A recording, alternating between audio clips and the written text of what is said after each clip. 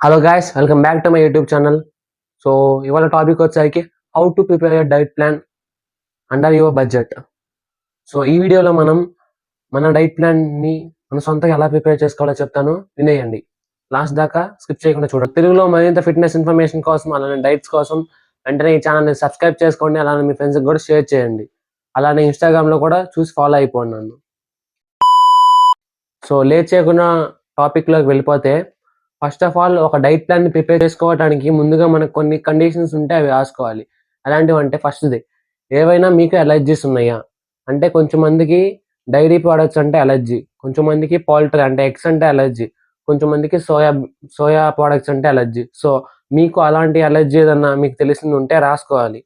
So నాకైతే ఎలాంటి allergy లేదు కాబట్టి నేను రాసుకోను. So second point, veg or non veg. మీ డైట్ ప్లాన్ మీ వెజ్‌లో అనుకుంటున్నారా? నాన్ వెజ్‌లో అనుకుంటున్నారా? మీ వెజిటేరియనా? నాన్ వెజిటేరియన్ అనేది మీరే రాసుకోవాలి. ఒకవేళ మీరు normal person, me both veg and non veg అయితే ఏం పర్లేదు. ఒక డే అది, ఒక డే ఇది మీరు తినొచ్చు. లేదంటే వీక్ డేస్‌లో వెజ్ తిని, వీకెండ్స్‌లో నాన్ వెజ్ తినేవాళ్ళు ఆ విధంగా మీరు రాసుకోవచ్చు. సో థర్డ్ పాయింట్ వచ్చేసరికి హౌ మెనీ క్యాలరీస్. మీరు మీ ఫుడ్ అనేది ఎన్ని క్యాలరీస్ లోపల తినాలనుకుంటున్నారు? ఇది వచ్చేసరికి మీ గోల్ మీద డిపెండ్ అయి ఉంటది. Most of the time people ఎవరైతే ఫ్యాట్ లాస్ చేయాలనుకుంటున్నారో, మీ యొక్క బీఎంఆర్ అంటే మెయింటెనెన్స్ క్యాలరీస్ కంటే ఒక 500 క్యాలరీస్ తక్కువ తినాలి. అసలు మీకు మెయింటెనెన్స్ క్యాలరీస్ ఎలా కనుక్కోవాలో తెలియాలంటే ఈ పైనున్న ఐ కార్డ్‌లోకెళ్ళి చూసేయండి. లేదంటే వీడియో లాస్ట్‌లో ఐ కార్డ్ చేస్తాను. కిందున్న లింక్‌లో మీరు మీ యొక్క బీఎంఆర్‌ని క్యాలిక్యులేట్ చేసుకోవచ్చు. దాన్నే టీడీఈ అని కూడా అంటారు. సో వన్స్ మీరు ఏదైతే మీ బీఎంఆర్ క్యాలిక్యులేట్ చేసుకున్నారో, ఆ బీఎంఆర్ కంటే ఒక 500 క్యాలరీస్ తక్కువ తింటే మీరు క్యాలరీ డెఫిసిట్‌లోకి వెళ్ళినట్టు. అప్పుడు మీరు ఇంకా ఫ్యాట్ లాస్ అవుతారనమాట. ఒకవేళ గనక మీరు వెయిట్ గెయిన్ అవ్వాలనుకుంటే ఏదైతే ఆ బీఎంఆర్ ఉందో దానికంటే ఒక 300 క్యాలరీస్ ఎక్కువ తింటే చాలు. 500 క్యాలరీస్ కనుక మీరు ఎక్కువ తింటే మీకు ఫ్యాట్ ఎక్కువ గెయిన్ అవుతది మజిల్ కంటే. సో ఫోర్త్ పాయింట్ వచ్చేసరికి ప్రోటీన్ ఇంటేక్. మీరు ఏదైతే క్యాలరీస్ అనుకున్నారో ఆ క్యాలరీస్‌లో దాదాపు 20-25% క్యాలరీస్ అనేవి ప్రోటీన్ నుంచి రావాలి. 1 గ్రామ్ ఆఫ్ ప్రోటీన్ వచ్చేసరికి 4 క్యాలరీలు. సో ఈ విధంగా మీ క్యాలరీస్ ఏవైతే ఉన్నాయో అందులో డివైడెడ్ బై 4 చేస్తే మీకు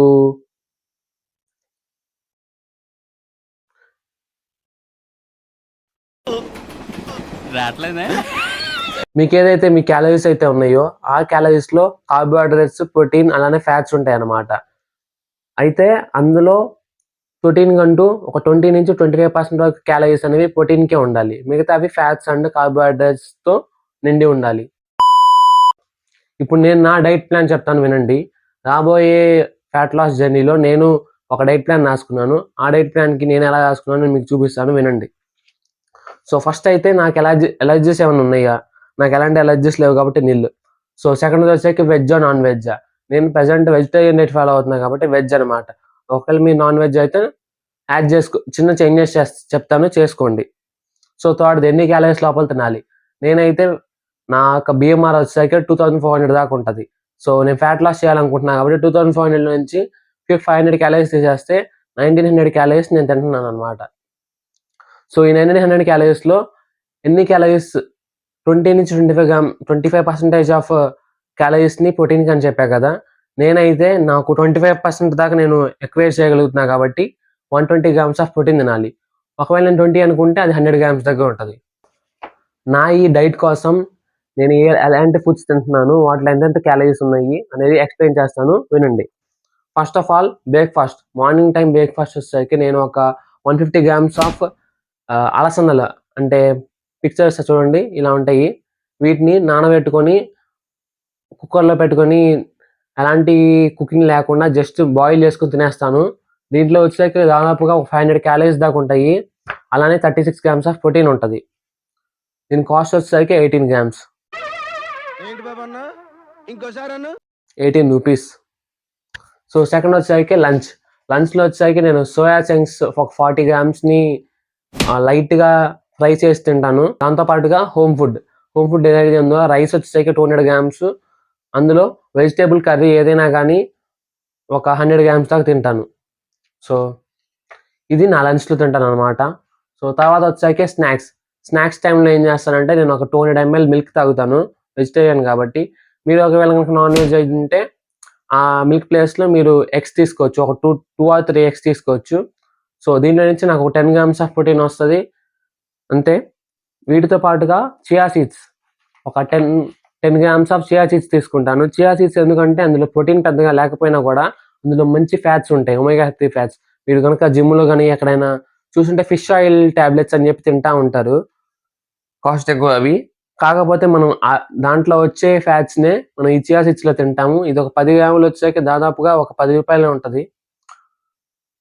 హోల్సేల్ షాప్లో అయితే ఒక 8 రూపీస్లోనే వచ్చేస్తుంది. డిన్నర్లో సేమ్ ఏదైతే లంచ్లో తిన్నానో అదే తింటాను. సింపుల్ 200 గ్రామ్స్ ఆఫ్ రైస్, ఇంట్లో చేసిన home curry, vegetable curry. Vegetable కర్రీకి మిగతా కర్రీలకి చాలా డిఫరెన్స్ ఉంటుంది. వెజిటేబుల్ కర్రీలో వచ్చేసరికి దాదాపుగా ఓన్లీ వెజిటేబుల్సే ఉంటాయి, అంటే కూరగాయలు మాత్రమే, ఎలాంటి పప్పులు లేదంటే ఇంకేమి యాడ్ చేసి ఉండవు అనమాట. సో దాని క్యాలరీస్ తక్కువగా ఉంటాయి, ఆయిల్ తక్కువ ఉంటాయి. లేదంటే మీరు కనుక పప్పు కానీ తీసుకుంటే దానికి వచ్చేసరికి క్యాలరీస్ పెరుగుతాయి. అలాంటప్పుడు మేము మార్నింగ్ తిన్న బ్రేక్ఫాస్ట్లో ఏవైతే ఉన్నాయో దానికి కొంచెం తగ్గించచ్చు.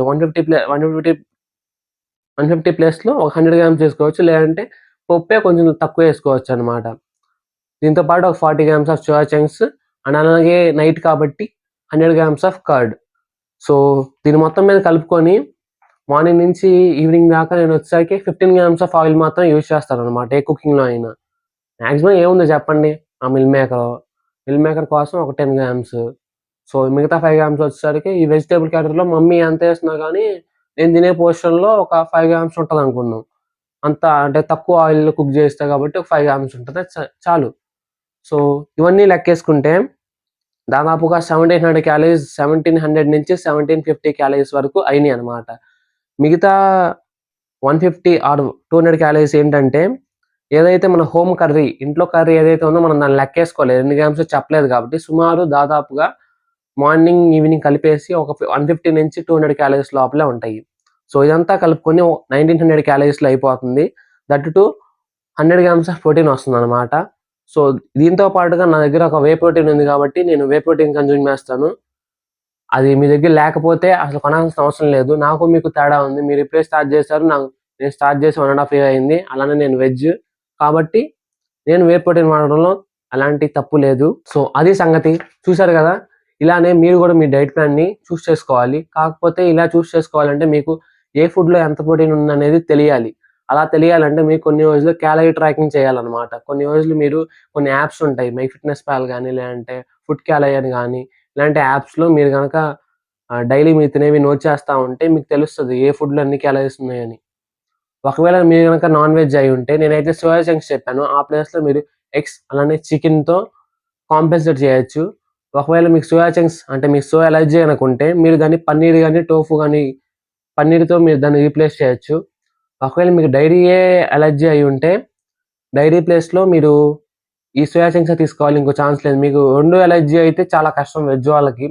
సోయా అలర్జీ అలానే డైరీ అలర్జీ అయితే మీరు ఖచ్చితంగా ఇంకా నాన్ వెజ్ మీద డిపెండ్ అవ్వాల్సి ఉంటుంది. సో అది సంగతి. ఈ విధంగా మీరు కూడా మీ డైట్ ప్లాన్ని మీ సొంతంగా మీరే ప్రిపేర్ చేసుకోవచ్చు ఇంట్లో, ఎవరి మీద డిపెండ్ అవ్వాల్సిన అవసరం లేదు. ఇలాంటి వీడియోస్ కోసం వెంటనే సబ్స్క్రైబ్ చేసుకోండి, అలానే నన్ను ఇన్స్టాగ్రామ్లో కూడా చూసి ఫాలో అయిపోండి. Stay tune.